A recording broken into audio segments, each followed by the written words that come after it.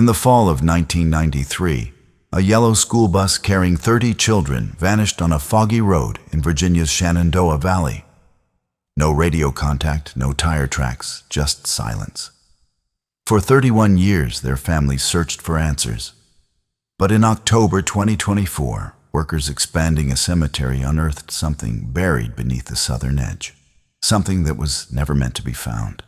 Before we begin, don't forget to subscribe. If you're drawn to true crime stories, eerie disappearances, and shocking modern-day discoveries rooted in decades-old mysteries. October 14th, 2024. Location: Rockbridge County Cemetery, Virginia. The backhoe slammed into something solid. At first, the operator thought it was a thick tree root. But when the teeth of the machine scraped again and it gave off a metallic screech, something deeper hollow. Not earth, not rock metal. He killed the engine and climbed out, boots sinking slightly in the churned dirt. The wind carried the cold scent of rain and pine as he crouched beside the hole, peering into the exposed trench. The crew had been prepping a new row of plots for the cemetery's expansion. Nothing unusual. But this wasn't supposed to be here. A large rust-cold curve of something yellow buried under 3 ft of soil. His stomach sank as he brushed away dirt and leaves. It was a roof, a rounded one. Faded white lettering barely legible through decades of grime. School District 12. By the time the sheriff's office arrived, half the emergency vehicles in Rockbridge County were parked along the edge of the cemetery. The site was cordoned off, and reporters were already circling the perimeter like flies. Everyone in the Shenandoah Valley knew the story, even if they hadn't been alive when it happened. 30 children, 1 bus gone. No one had ever found it. No bodies, no evidence. Just 31 years of rumors and closed caskets. And now something was buried beneath the graveyard. The forensics team took over before sunset. Floodlights were brought in. Mud-covered boots lined the edge of the pit. The bus was almost intact, preserved better than it should have been, welded shut from the outside. Windows blacked out. Someone had wanted it never to be found. Deputy Nolan Briggs stood silently beside the county coroner, his jaw clenched as the welders worked on the side panel. Sparks danced across the dusk. The door finally gave way, with a hiss. They opened the hatch slowly, and what they saw inside turned the decade's cold case into a living nightmare. 30 seats, none of them empty. Not one, but only 29 bodies were recovered. 1 was missing.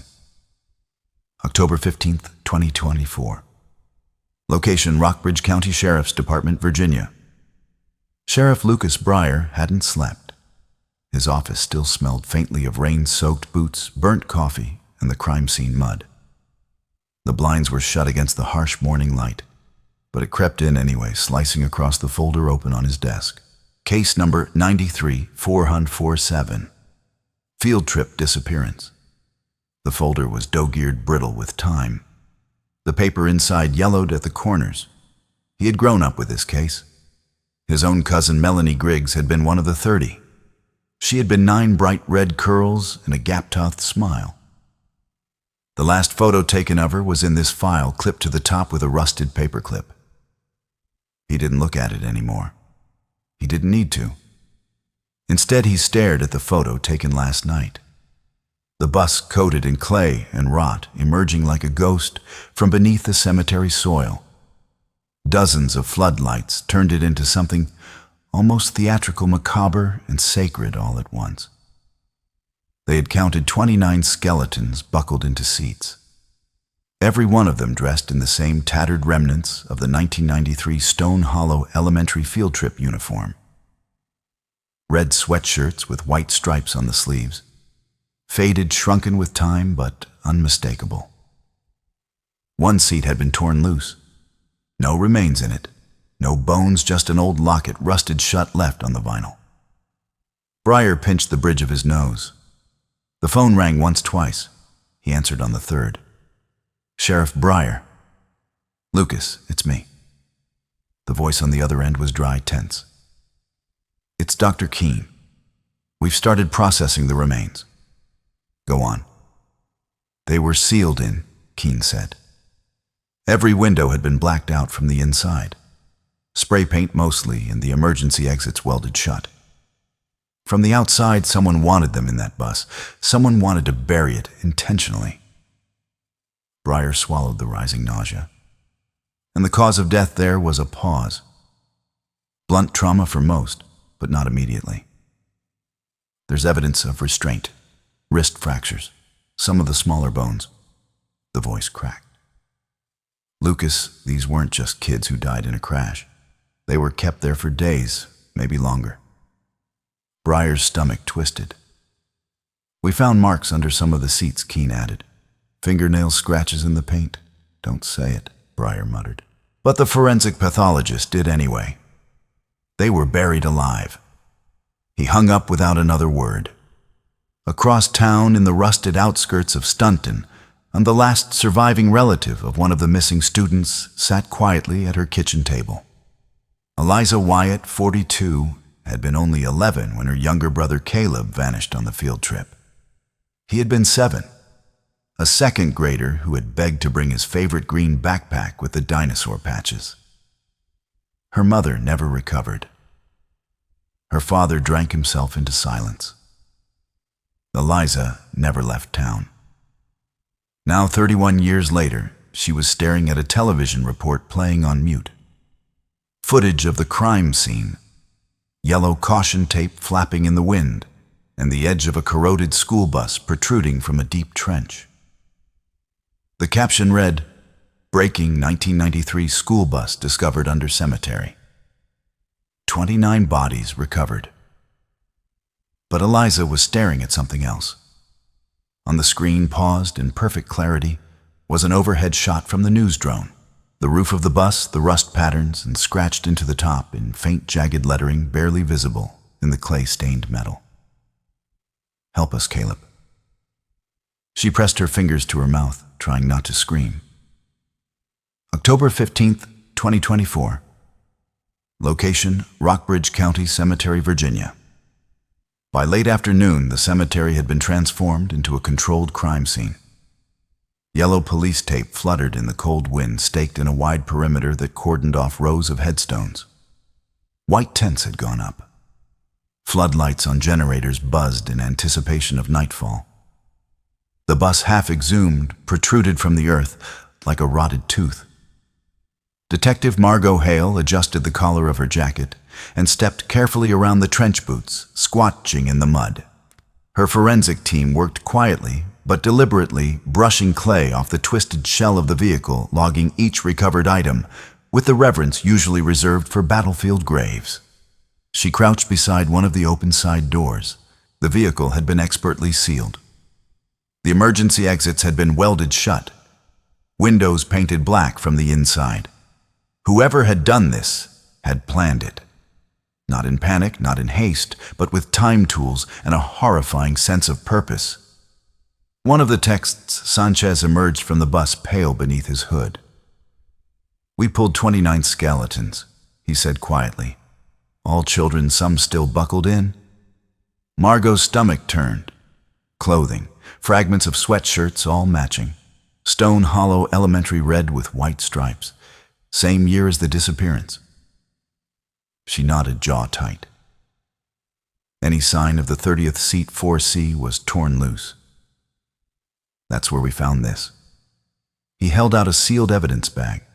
Inside was a delicate brass locket, dirt-stained but intact. It had been wrapped in what remained of a sock and stuffed beneath the seat. Margot took it gently, turning it over. A faint inscription ran along the edge, nearly worn smooth by time and friction. "For my brave boy. Love, Mom." Later that evening, back at the regional forensics lab, the evidence from the bus was laid out beneath white fluorescent lights. Hair ties, a broken wristwatch, stopped at 12:41. A melted crayon box. One by one, the texts cataloged them. None spoke unless necessary. In the far corner of the lab, an old cassette tape sat in an open evidence bag.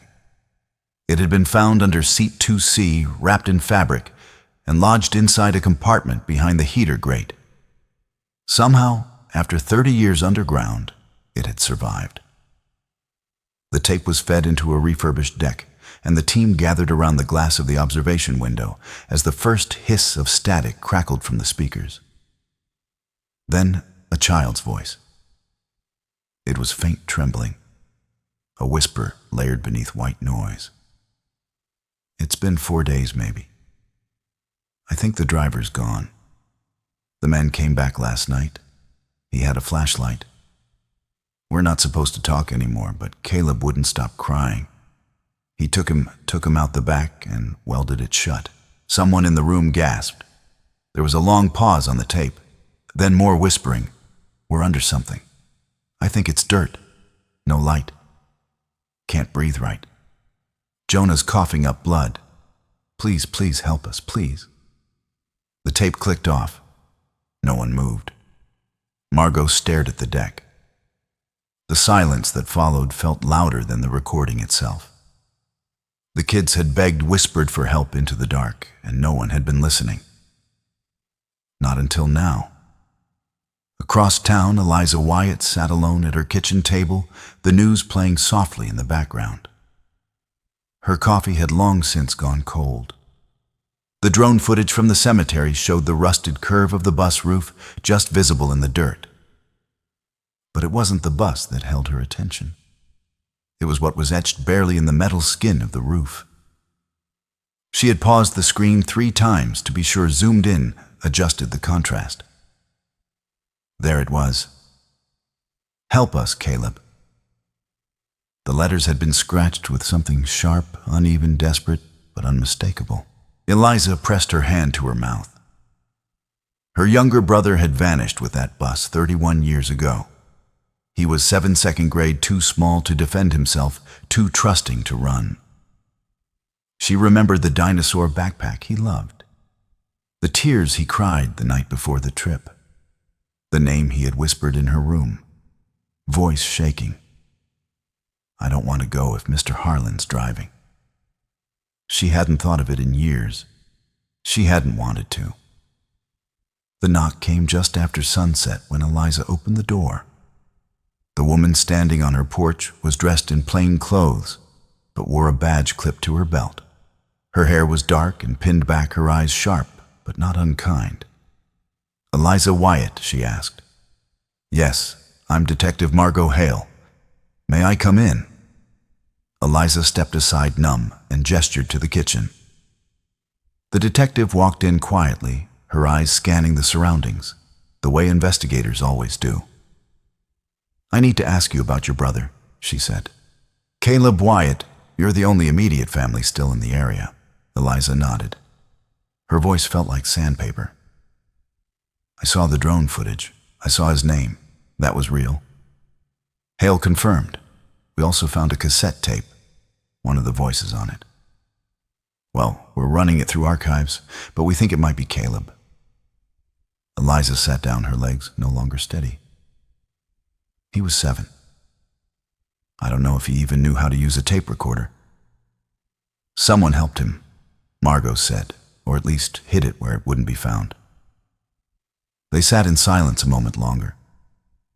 Then Eliza said the name she hadn't said aloud in over 3 decades. Dale Harron. Hale tilted her head. Eliza, who is that? He was a substitute driver. Sometimes helped the school on field trips, quiet, always around, even when he didn't have to be. The night before the trip, Caleb said he was scared because Harron was going to drive the bus. He cried, didn't want to go. I told him to sleep. I told him it'd be fine. She wiped her eyes. I never told anyone that. The detective didn't respond right away. Then she stood slowly. Eliza, I need you to write that name down. We'll start there. By the time Hale returned to the sheriff's department, night had settled over Rockbridge County.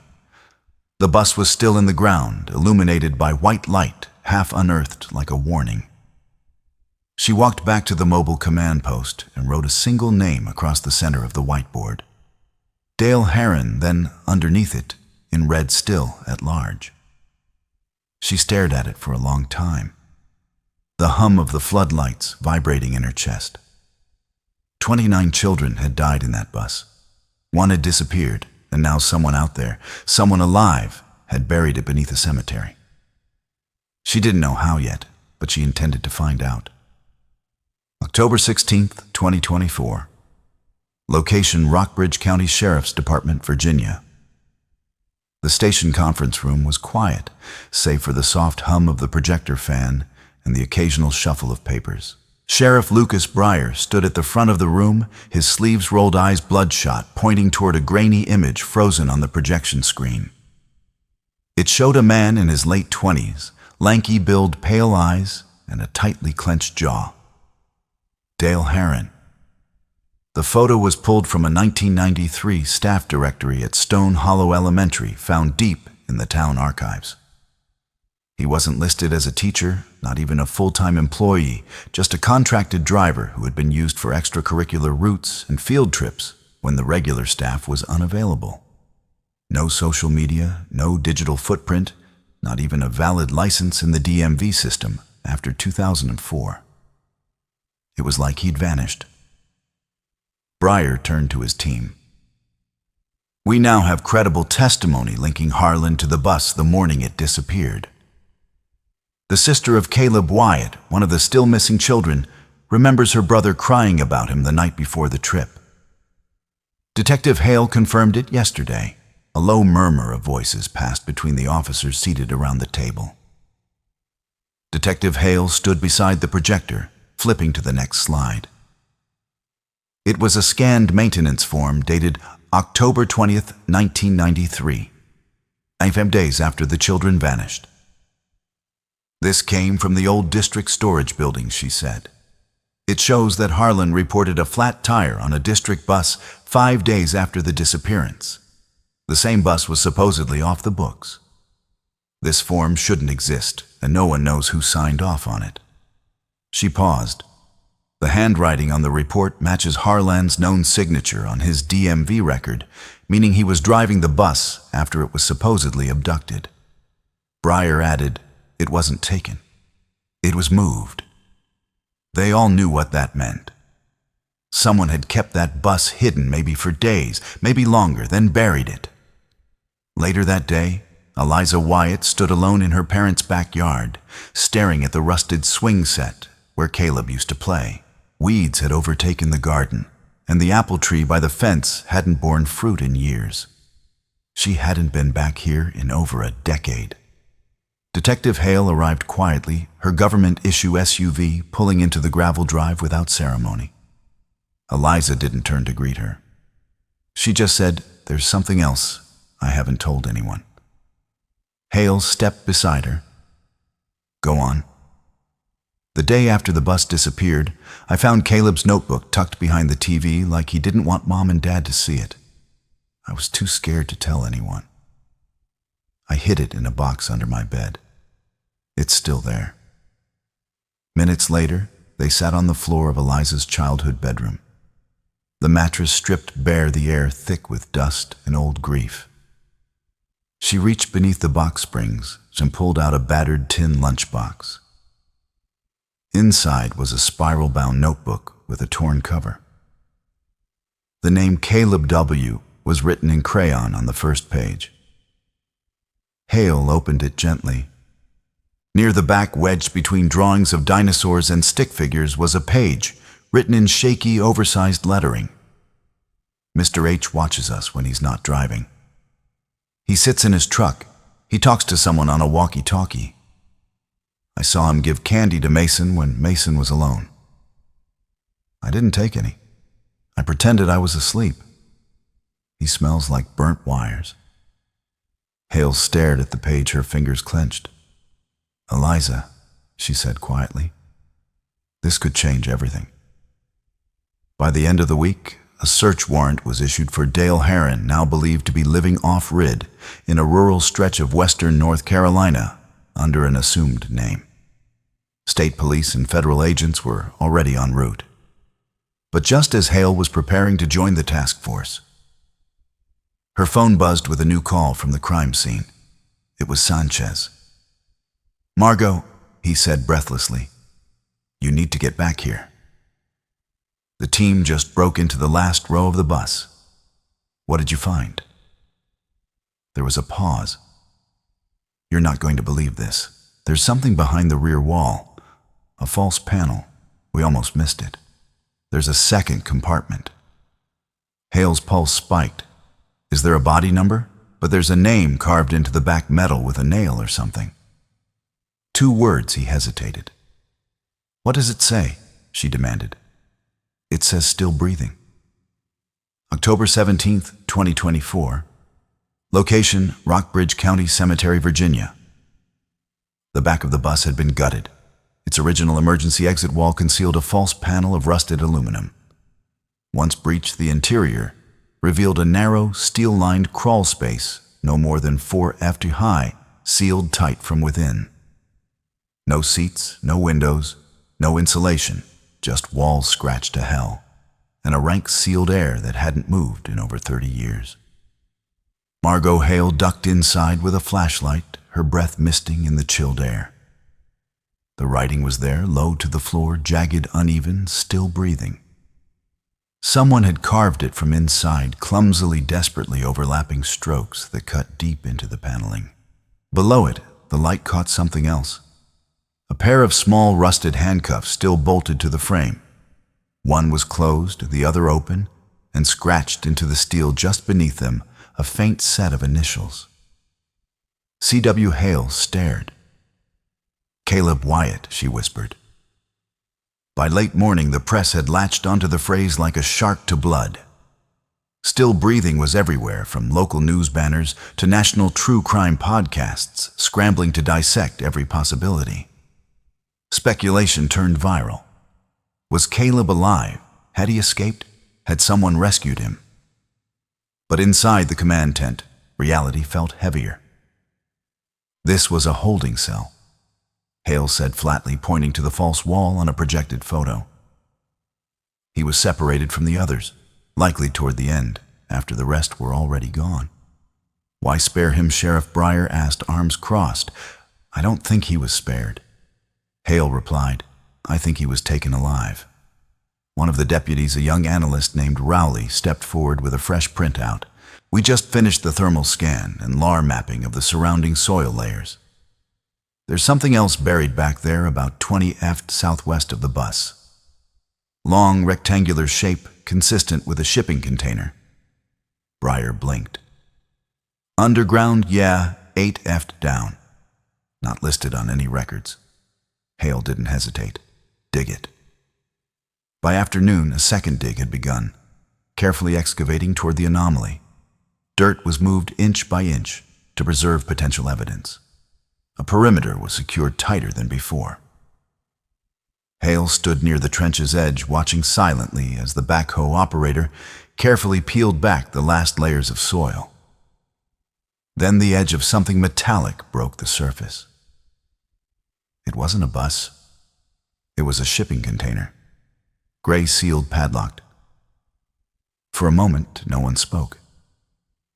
Then Hale descended into the pit herself, knees hitting the packed soil as she moved toward the door. The lock was rusted but intact. She gestured to Sanchez, who moved in with bolt cutters. The padlock snapped. As the container creaked open, a wave of damp, stale air escaped. A mixture of mildew dust and something else. Something older, something wrong. The flashlight beam swept across the interior. The floor was layered with matted blankets, rat droppings, a few broken toys none newer than 1993.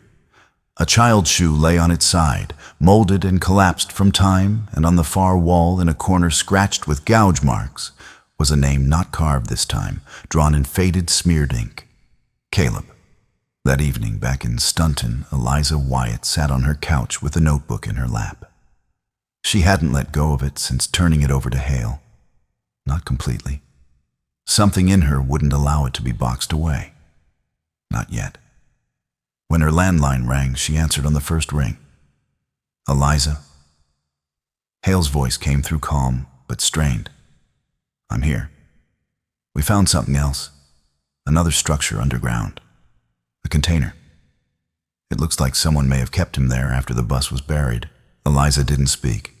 Her heart was pounding too loud in her ears. There were signs of life. Hale continued. Blankets, personal items, food wrappers from the early 90s, but no body, no remains. Eliza whispered, "Do you think he got out? I think someone took him." Hale replied, "Moved him. Maybe weeks later, maybe years. But there's something else. Something we haven't told the media yet." She paused. "Eliza, there were recent footprints outside the site." Eliza stood up, her voice cracking. "You mean recently?" "Yes, at the cemetery. Someone's been going there, possibly even checking on the site. We're reviewing surveillance now, but if Caleb survived, someone didn't want us to know." Eliza felt her knees give. She sank to the floor, notebook in hand, and for the first time since she was 11 years old, she felt something flicker. Hope. October 18th, 2024.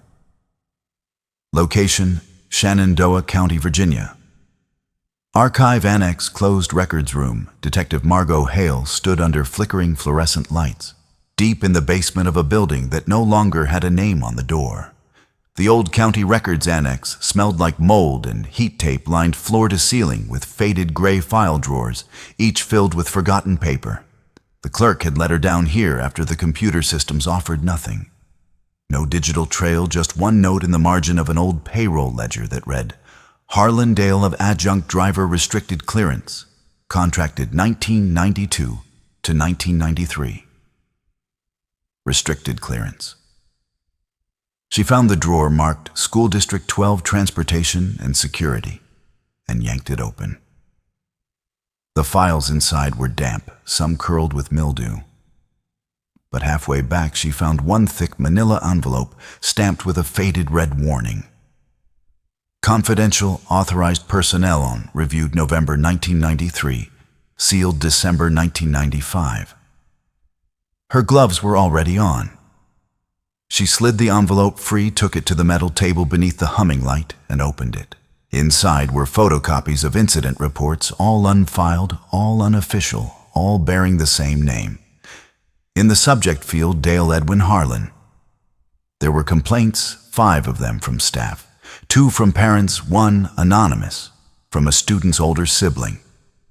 The oldest was dated March 17th, 1993. Mr. Harlan has been seen sitting in his parked vehicle for hours after his routes are complete. Students report he sometimes shows up early, circling the school. He claims he's watching traffic, but he's been seen speaking to kids through the fence. One parent reported that her daughter refused to ride the bus anymore after Harlan substituted on Route 7. She said he smelled like metal and smoke and whispered to himself while driving. But every report ended the same way. No further action taken. Contract temporary. Issue closed. No one had done anything. Hale's hands curled into fists. She gathered the file, scanned the pages, and slid them into her satchel. On the way back up the stairs, she passed the old break room. A light was on. A dusty vending machine blinked in the corner. She stopped. The side of the machine, barely visible behind the table, had been scratched, childlike lettering carved long ago. "He watches from the trees."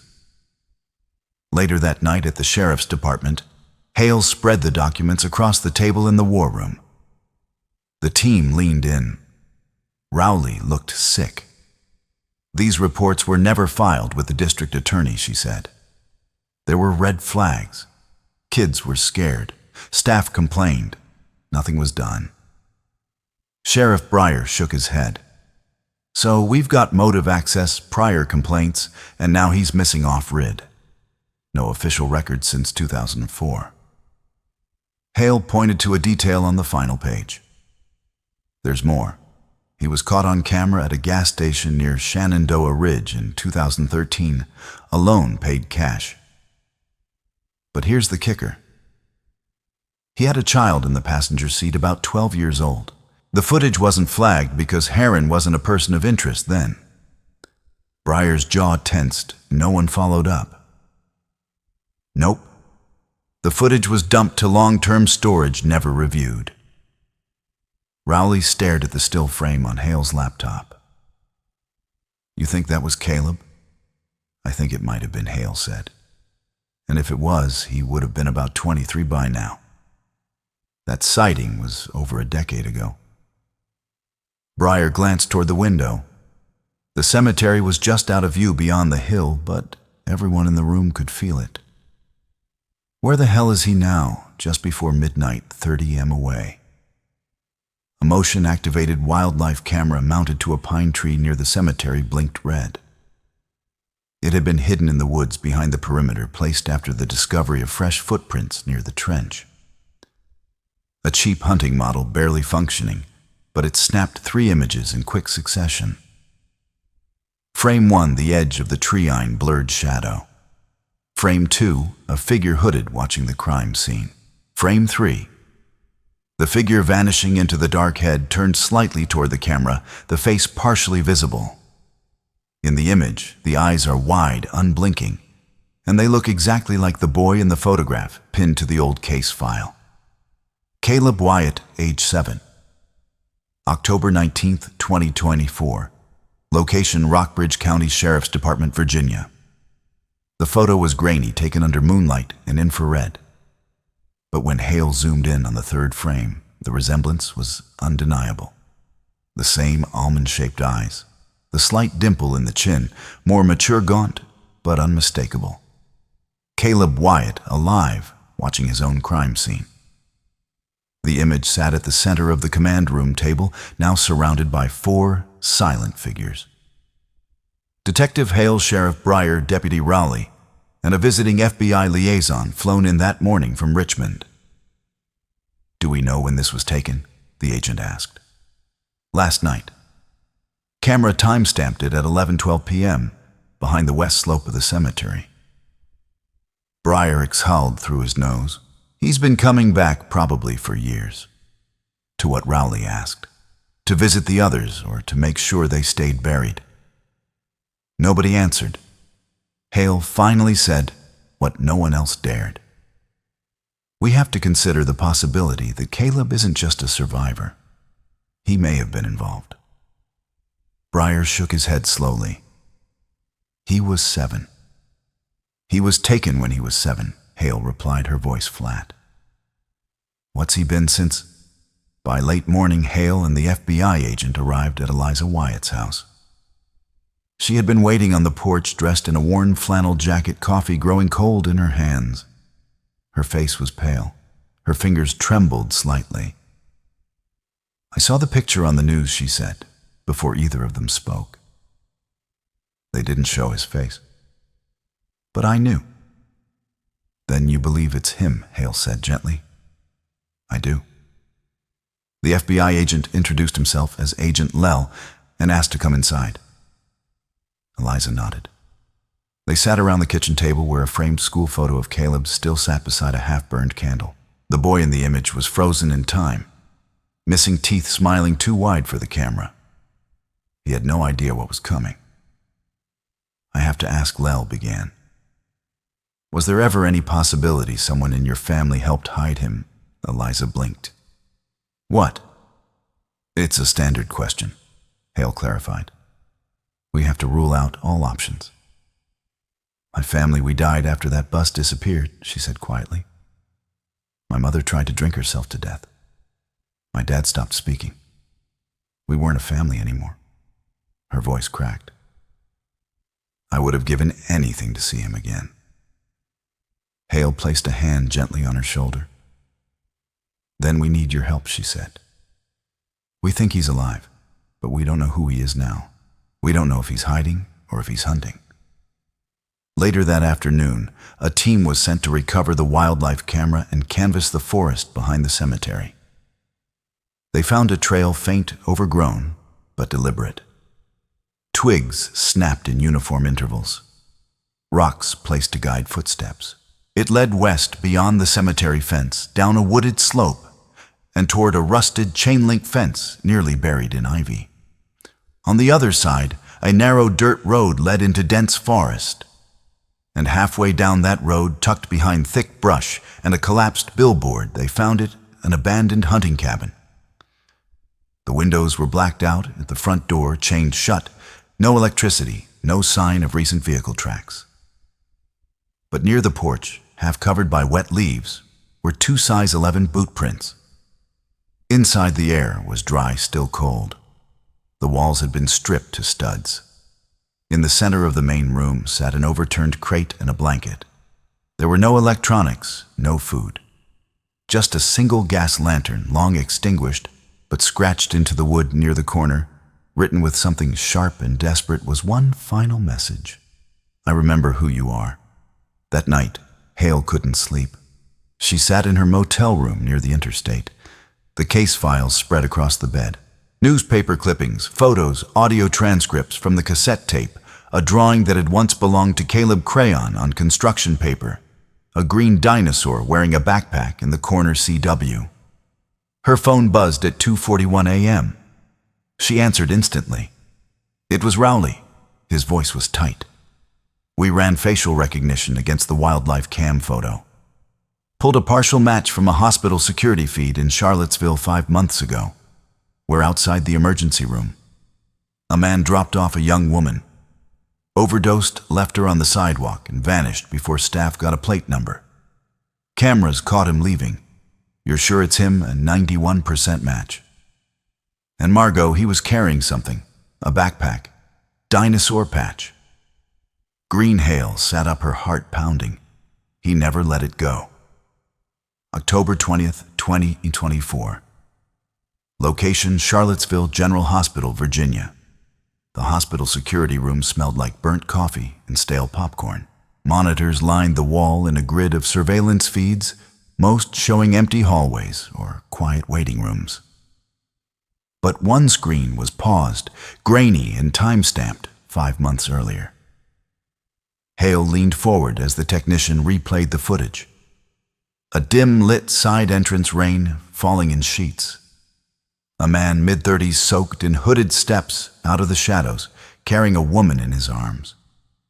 She appears unconscious, pale, her limbs slack. He kneels, sets her gently beneath the overhang, checks her pulse, then backs away. For a moment, he looks up toward the security camera. Just a second. It's enough. His face hollowed, cheeks, sunken eyes, but unmistakably Caleb Wyatt. Grown, weathered, haunted, and strapped to his back, a torn canvas pack with a peeling green dinosaur patch. Hale swallowed hard. The technician advanced the footage. Caleb turned and disappeared into the storm before any hospital staff arrived. No vehicle, no ID, no trace. You said the girl survived? Hale asked. The technician nodded, barely. No name.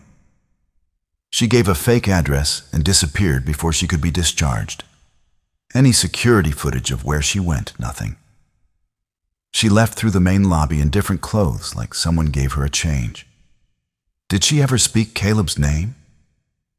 The technician hesitated, then tapped a keyboard. A short audio file played, recorded during triage.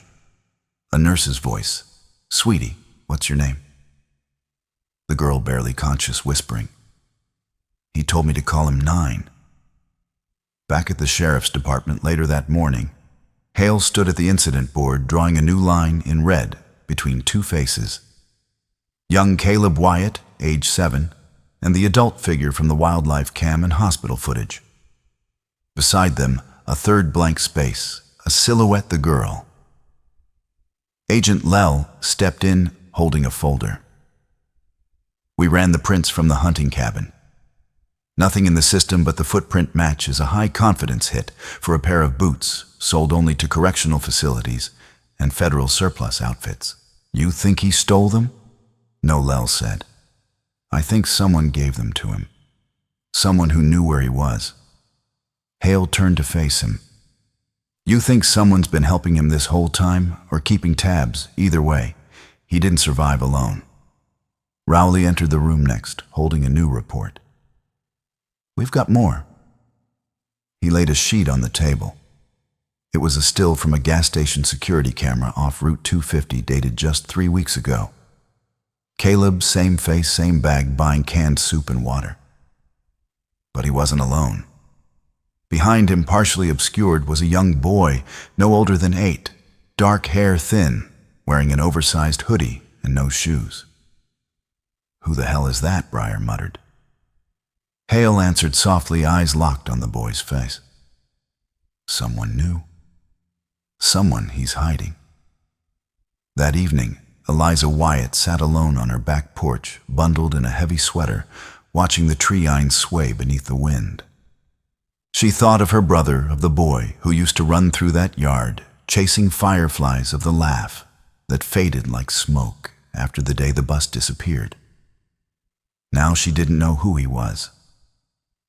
A ghost, a rescuer, a survivor hiding from something darker than memory, or a man who had become part of the machine that broke him. The woods had swallowed so much. Now they were giving it back, one secret at a time. A knock broke the quiet. She turned. Standing at the edge of her porch was Detective Hale. Rain flecked her jacket. Her face looked carved from stone. "I need you to come with me," Hale said gently. "Why, we think Caleb's alive," Hale replied. "And we think he has a child with him." Eliza stood, her pulse roaring in her ears. "His child we don't know yet," Hale said. "But we believe he's been protecting this kid, moving him between shelters, off-grid hideouts, maybe even the way he wished someone had done for him." Eliza's voice caught. "Do you think he's still in Virginia?" Hale nodded. "We've narrowed it to a 10-mile radius." That night, Caleb Wyatt stood deep in the forest, beneath a veil of branches and fog. Flashlight off, breathing through the damp silence. Beside him, a child held his hand, small, silent. The boy's eyes were wide as they stared through a break in the trees toward the cemetery lights flickering beyond the hill. Flashlights voices the cold buzz of radio chatter. Caleb pulled the boy closer. "They're getting too close," he whispered. The boy said nothing. "Tomorrow," Caleb said, "we move again." He looked down at the pack on the boy's shoulders, his old one. The green dinosaur patch barely clung to the fabric. October 21st, 2024. Location: Shenandoah Valley, Virginia. Northern Ridge Sector. Dawn broke with a pale, colorless sky as agents deployed into the foothills west of the cemetery. The search radius had narrowed overnight after thermal drones picked up 2 heat signatures just beyond the power line corridor. No roads, no structures, only dense timber and rock. The coordinates matched a part of the forest that had burned in a 2002 wildfire. The area had never been rebuilt. Detective Hale stood beside the mobile command vehicle, arms folded tightly against the cold. Her eyes were fixed on the screen mounted to the side of the van, which showed the faint heat trail, a residual signature of 2 bodies traveling east through the trees just before 3:00 a.m. They were moving again. A team of 6 agents, including Hale, geared up and moved out on foot, radios clipped to their shoulders, boots crunching through frost-covered leaves. The forest swallowed them quickly. Bird song and wind replaced the hum of vehicles.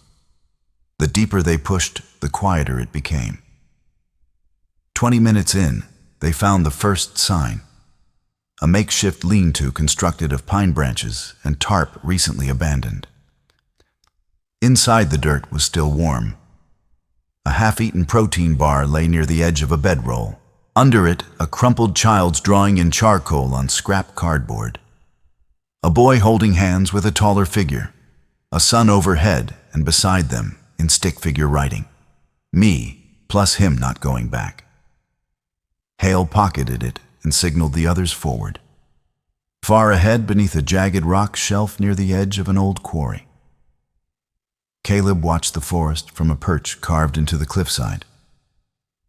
He wasn't wearing camouflage. He didn't need to.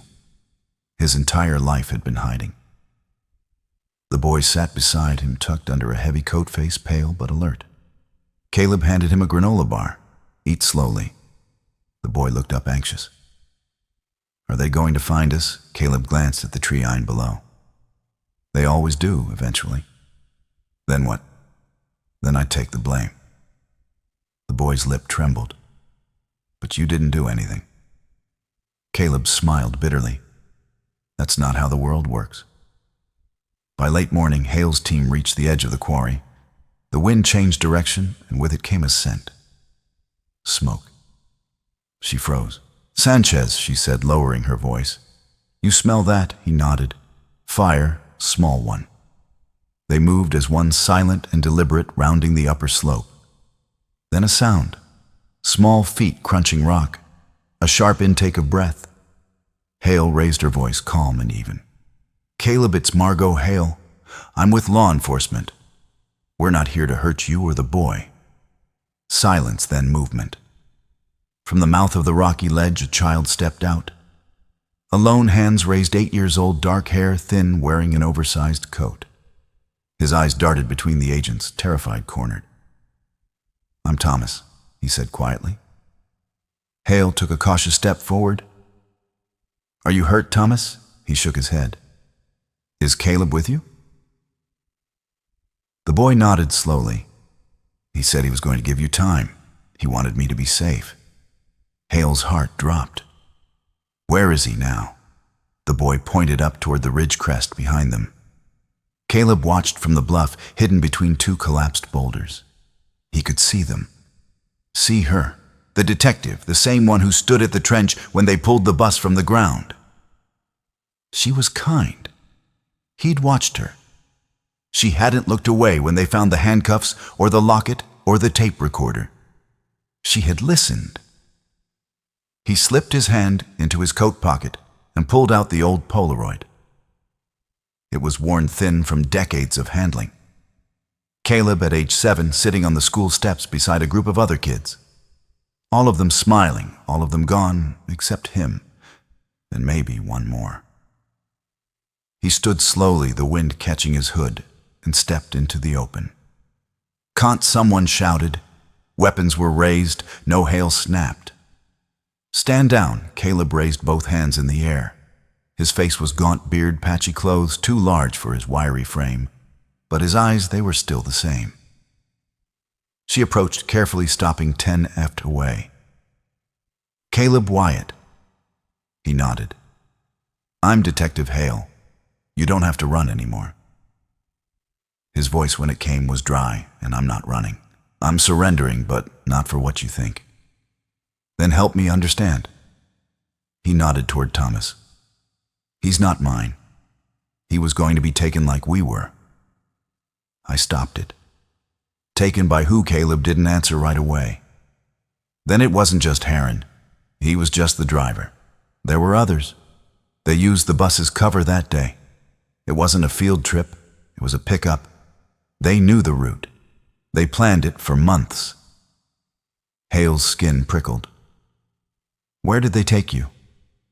He looked past her toward the boy, places that shouldn't exist. By nightfall, Caleb Wyatt was in custody. Thomas was taken into protective care.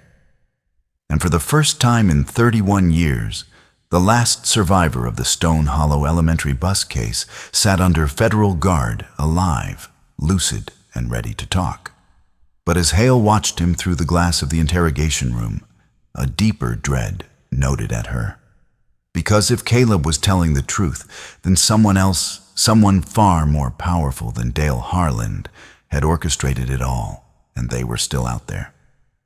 October 22nd, 2024. Location: Federal Detention Facility, Richmond, Virginia. The room was cold, deliberately so.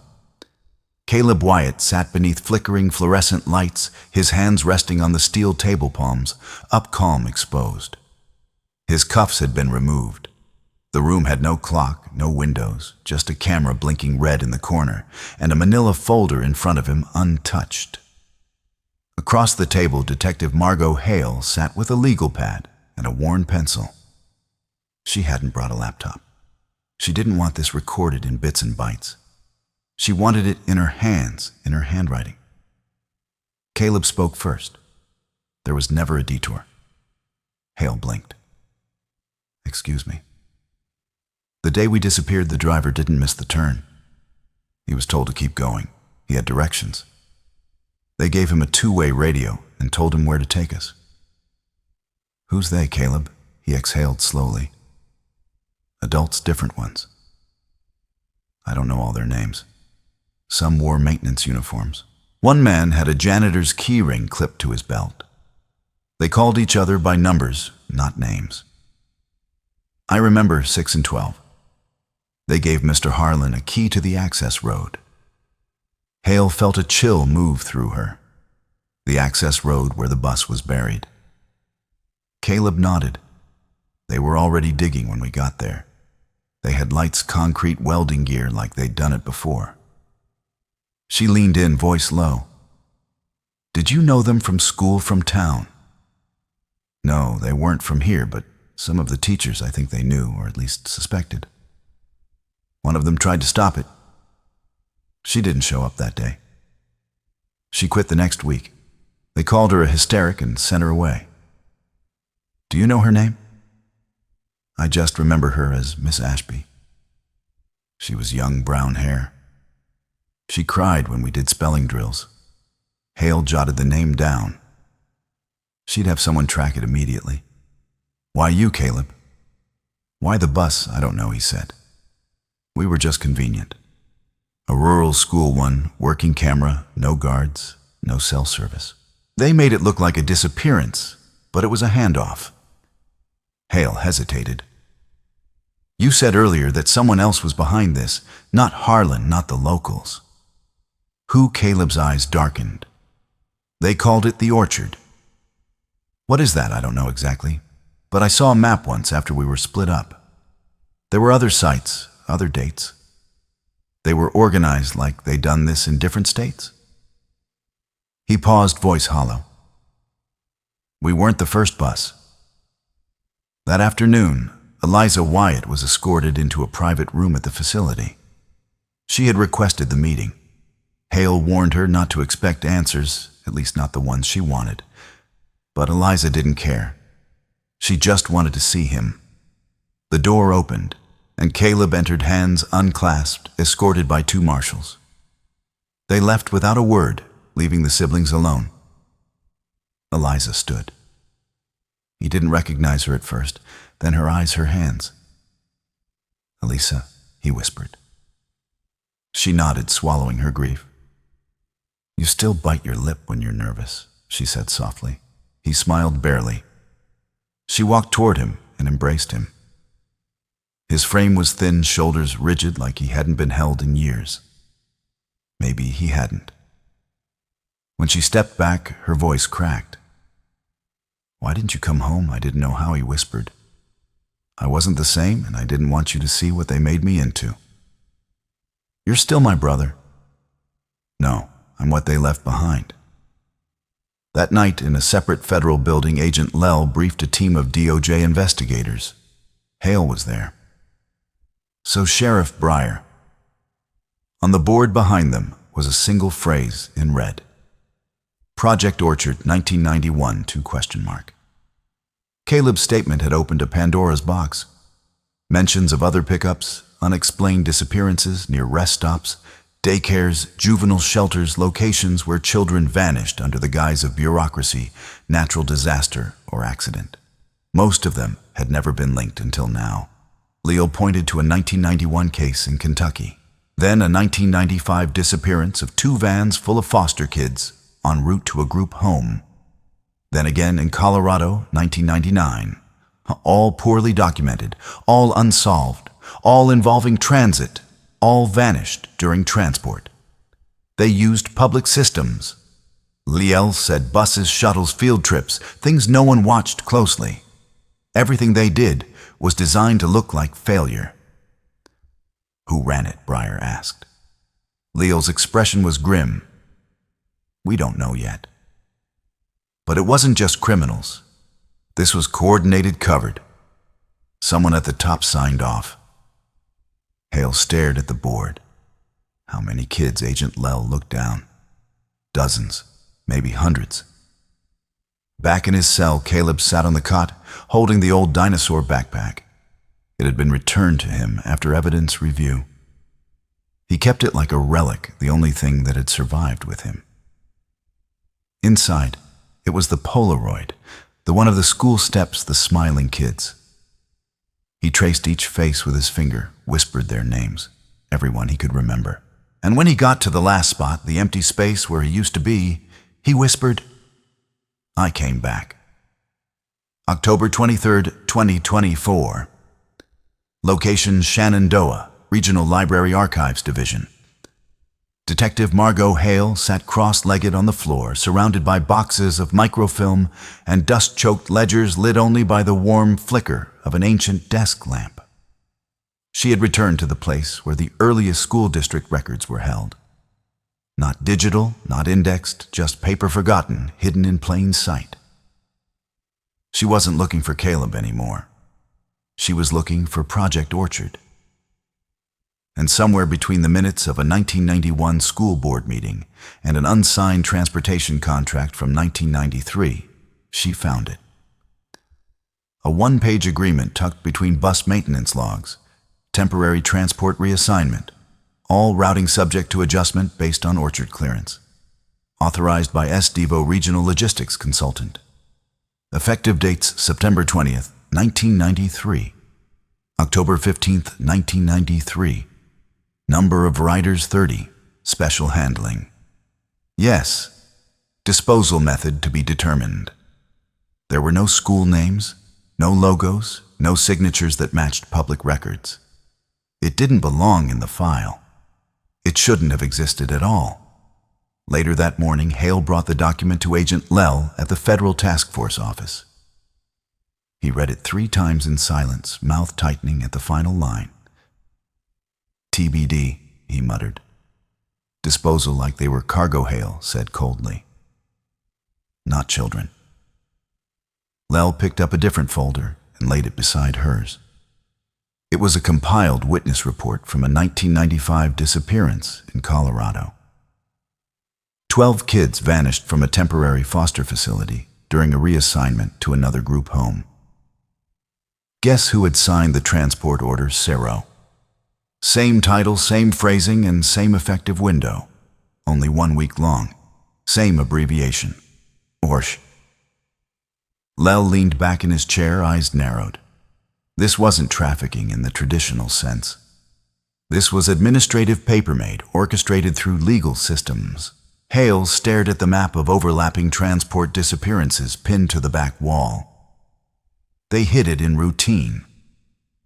Meanwhile, back at the Richmond facility, Caleb sat in the interrogation room with a sketch pad. He hadn't asked for a lawyer, just pencils and silence. He drew bus windows, lock panels, a cassette tape, a child's eyes, a woman's gloved hands.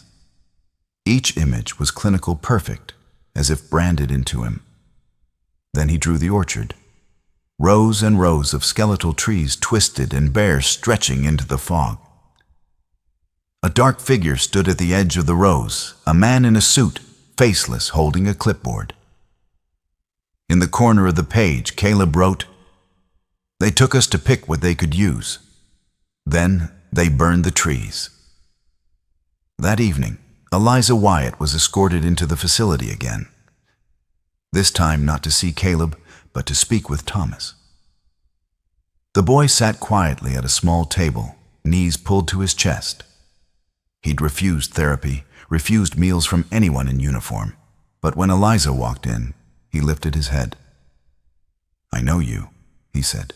"You do, you're his sister." She smiled softly. "That's right." He hesitated, then whispered, "He told me you used to braid his hair when he was scared. Eliza nearly broke. He said you were the only one who never lied to him." She knelt beside him, steadying her voice. "Did he ever tell you what they did to him?" Thomas nodded. "He said they made him forget his name for a long time, made him watch tapes, made him pretend to be other kids." Eliza blinked. What kind of tapes, he said they were training kids for, places where they couldn't have cameras. Her stomach turned. Places like what? Thomas shook his head. He wouldn't say only that he got away, but not before they used him up. That night, the DOJ launched sealed subpoenas for transportation records across 5 states dating back to 1990. Agent Lell flew to D.C. to brief Homeland Security. Hale remained in Richmond, sitting outside the cell block watching Caleb through the reinforced glass as he slept curled up on his side, clutching the green dinosaur backpack like a life vest.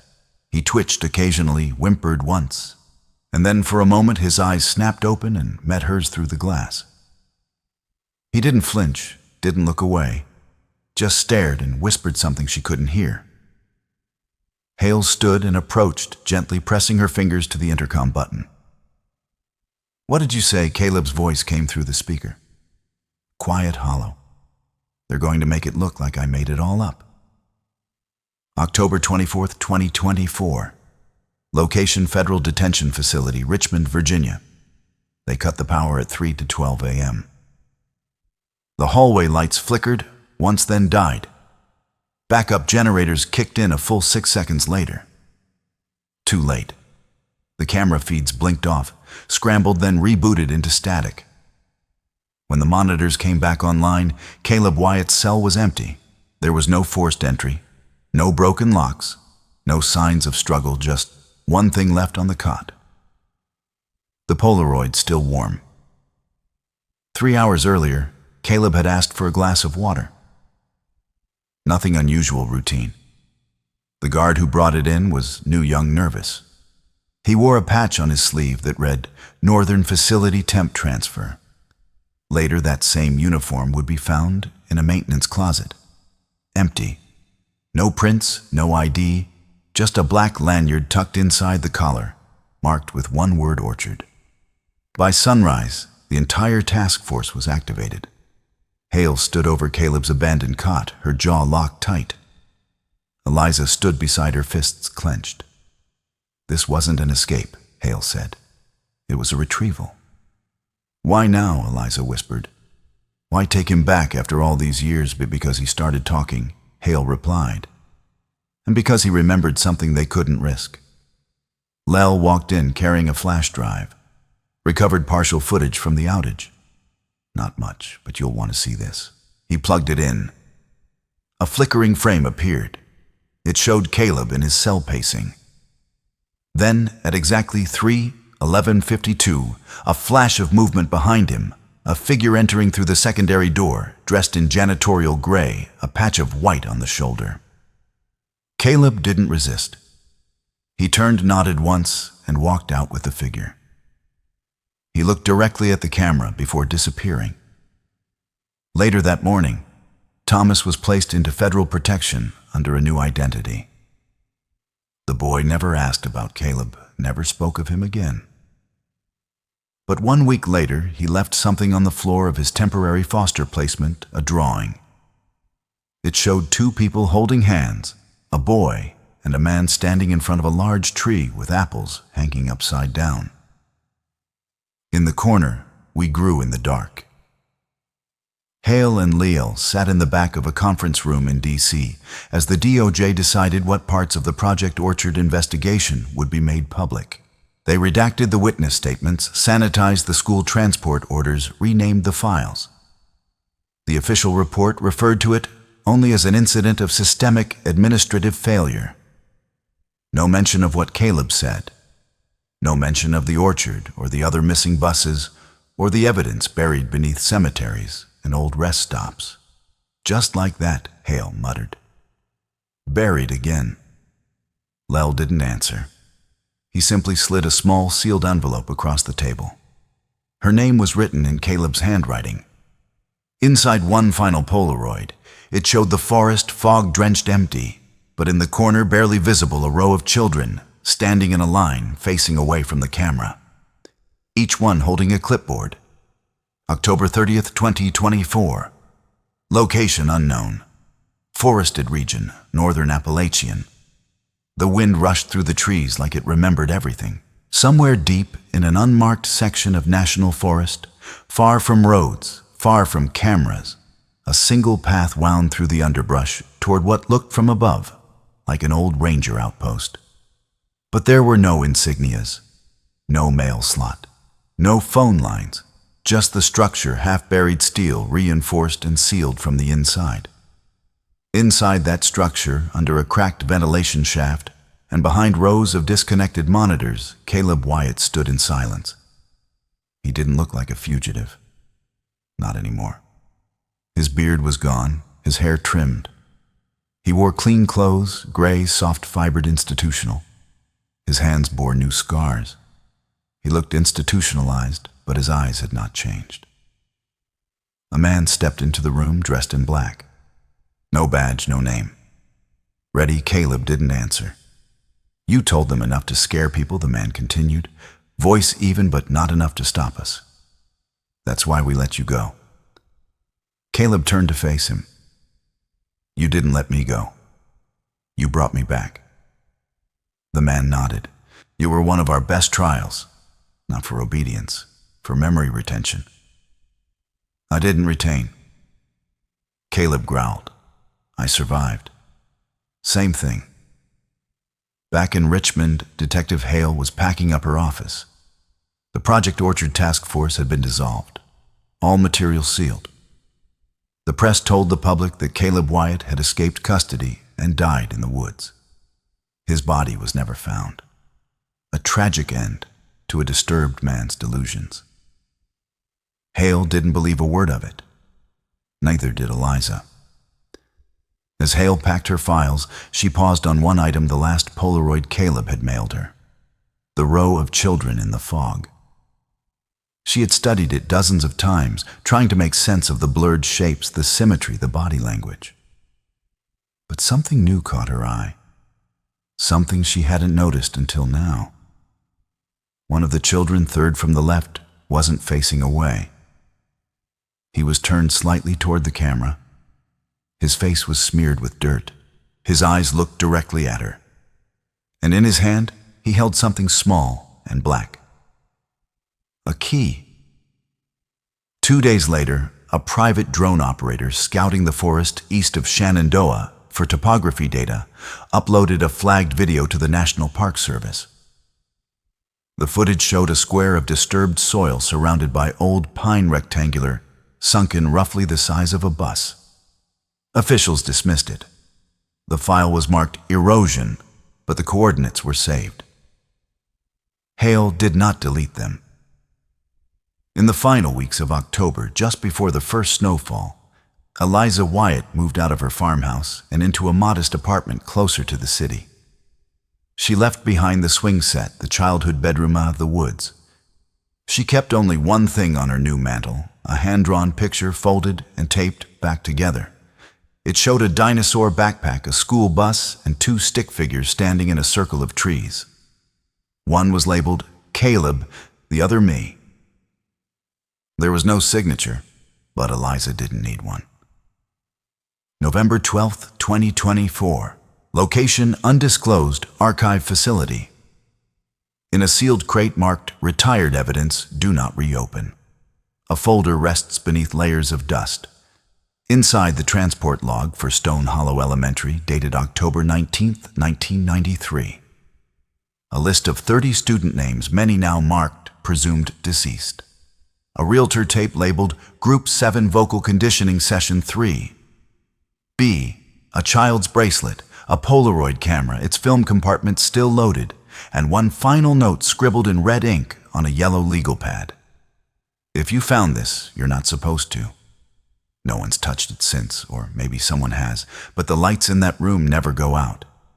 And the orchard never sleeps. November 22nd, 2024. Location Shenandoah Valley, Virginia. Private land parcel near cemetery perimeter. The ground was cold hard, but the soil gave way easier than expected beneath the first shovel stroke. It was just after 6:00 a.m., and the drone operator Logan Parrish wasn't supposed to be there. His contract with the state had ended 2 weeks prior, but something about that flagged square of earth wouldn't leave him alone. He'd lied to his wife, told her he was doing a favor for the Parks Department, but really, he just needed to see. He worked in silence, wind howling through the trees. The smell of wet pine and iron filled the air as the hole deepened. He hit the edge of something solid just after the 2-foot mark. Wood not rotten, treated reinforced. He scraped back the dirt carefully, then saw it, a yellow panel, chipped, faded, curved slightly, and just above it, embossed in rusted white paint. Shenandoah Unified Unit Number 56. The missing bus still sealed, still buried, still here. That night, Logan uploaded the GPS coordinates anonymously to a secure Dropbox linked to an independent investigator. Someone who had once covered the Stone Hollow disappearance as a rookie journalist and never stopped asking questions. They'd know what to do with it. Logan didn't sign his name, but he left a message. You were right. They buried more than a bus in a quiet apartment outside Richmond. Margot Hale opened the anonymous tip at 2:14 a.m. She didn't call it in, didn't wake anyone. She simply printed the satellite image, circled the coordinates, then reached into her file drawer for the one thing she had never turned over to the DOJ.